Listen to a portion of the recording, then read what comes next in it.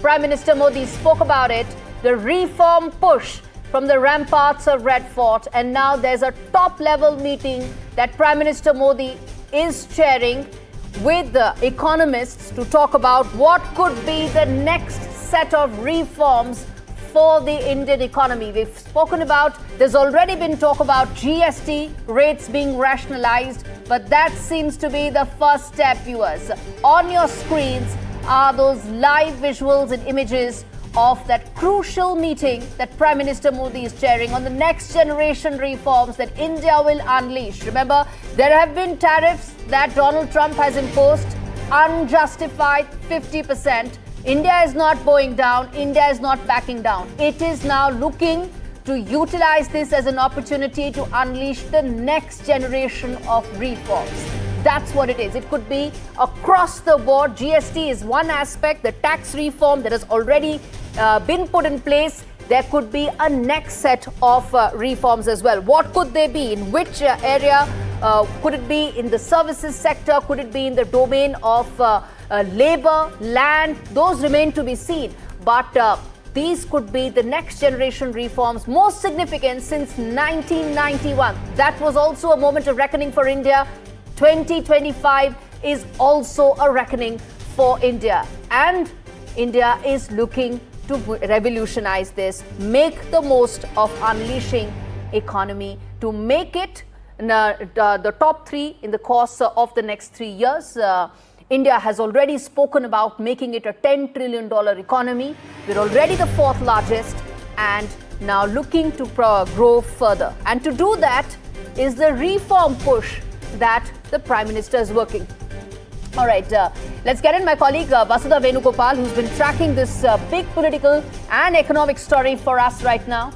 But before I get in, Vasudha, right now, viewers, let's tell you in terms of why is this so important. You have ministers there, you have secretaries there, all top bureaucrats, all top ministers right there for unleashing the next big reform in India. Let's get in Vasudha for more on this. Vasudha, what could be the next set of reforms that India is looking to unleash going forward?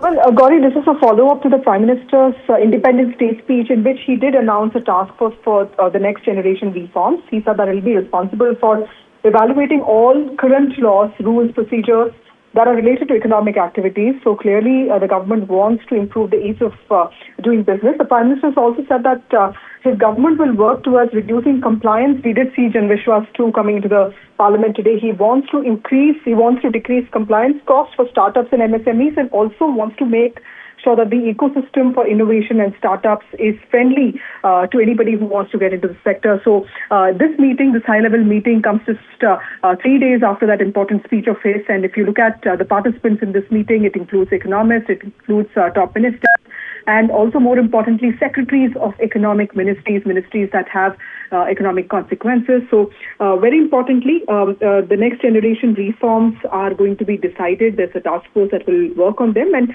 this task force will be responsible for, in some ways, very simply said, it will give people freedom from the fear of arbitrary legal actions, and will also ensure in streamlining all the laws that work in the sector of ease of doing business. Very important, considering that we are facing the looming threat of tariffs on us. There is, of course, growth, but of course there is always the question of incomes not growing and also quality jobs. So in the midst of all of this, the Prime Minister driving this agenda, something that he announced on Independence Day, is highly important. Indeed, Vasudha, stay with us. Viewers joining in right now, what you're seeing on your screens are those visuals of a high-level meeting that Prime Minister Modi is chairing with all economic ministry secretaries as well as ministers. And Vasudha, the Prime Minister spoke about it. Ease of doing business is something that has been a huge theme as far as his vision towards ensuring that India becomes a $10 trillion economy. And when you talk about ease of doing business, GST is one part of it. Any sense that you're getting what next could be there in terms of ensuring ease of doing business? Well, Gauri, one thing that is really the marker of this year's Independence Day speech of the Prime Minister is that you could see action that's being taken immediately. We saw the GST slabs action on that front also being taken. Finance Ministry already has put out that document. And the Prime Minister had said that for next generation reforms, it is important to create a supportive ecosystem for innovation, entrepreneurship, and economic growth. In fact, he went on to give an example of how Atmanirbharta or self-reliance is important in all sectors, and one cannot be dependent on other countries, specifically in the field of essentials like fertilizers. So at a time when the threat of tariffs is looming over us, and when there is a certain sense that our exports can go down, the Prime Minister is pushing for these next generation reforms. It is in fact a call to Indian entrepreneurs and also to private investors and also foreign investors that this is a market that will listen to your ideas and innovation and will make it easier for you to start business on Indian soil. As far as manufacturing is concerned, Prime Minister Modi also gave out a slogan saying, Dam kam, damdar zada. That is what he was really referring to, that ensure that you have low-cost manufacturing catering to the world. It comes in the backdrop of Trump tariffs, 50% tariffs that have been imposed on India. And also at the same time, you have these non-tariff barriers that China has imposed, whether it's in terms of critical minerals, whether it is in terms of fertilizers. So this really sends out a very strong message, doesn't it, Vasudha, to global investors around the world that India is looking to simplify its overall business regulations. And at the same time, it is very serious in terms of unleashing next wave of reforms going forward.